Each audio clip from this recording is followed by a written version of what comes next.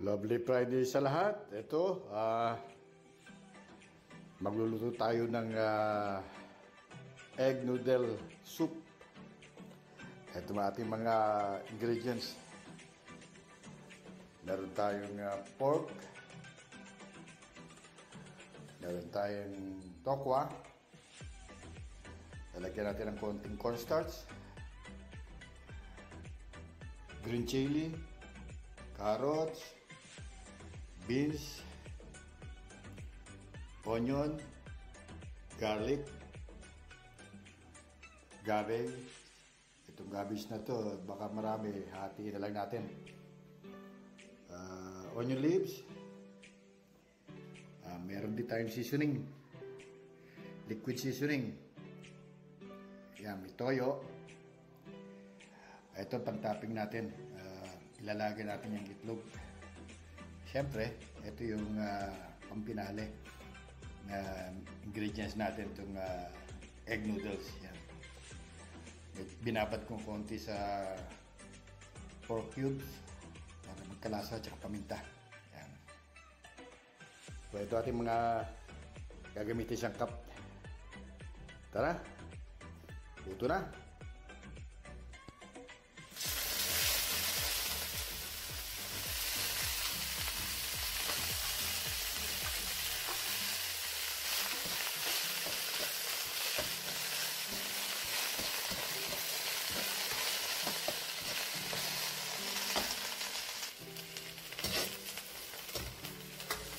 Isa lang natin ng konti ito. Tapos pagluto na yung egg noodles natin, ito na lang ilalagay natin sa ibabaw kasama ng boiled egg.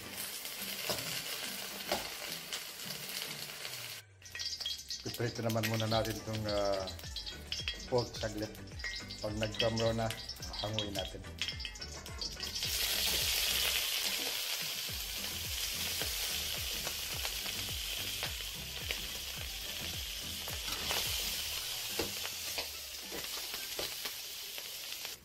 Nag-brown na siya. So, pwede na natin hanguin ito.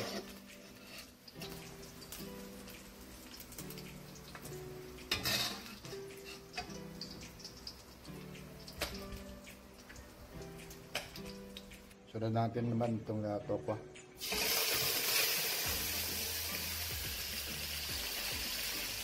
Iprito natin siya hanggang sa kulay brown.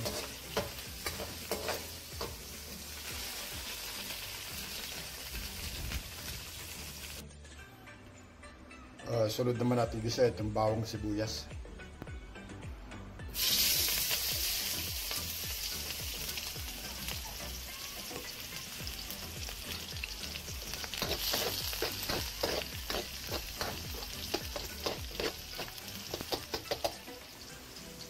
Tapos ito, sama na natin itong carrots sa itong beans.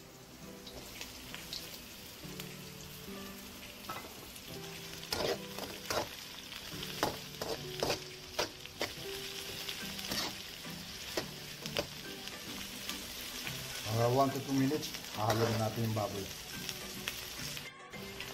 So, pwede na natin ngayon lagyan ng tubig. Ito, nilagyan ko ng nor cubes para mas malasa.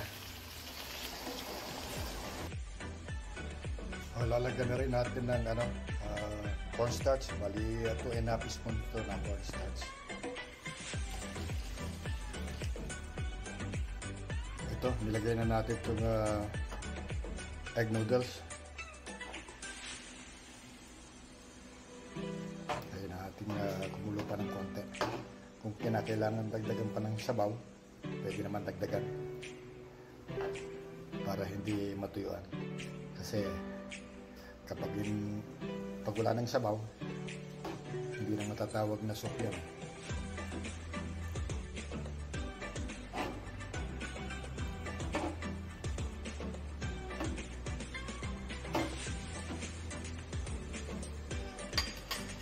Kaya tikman na lang natin yung lasa kung ano pa kulang.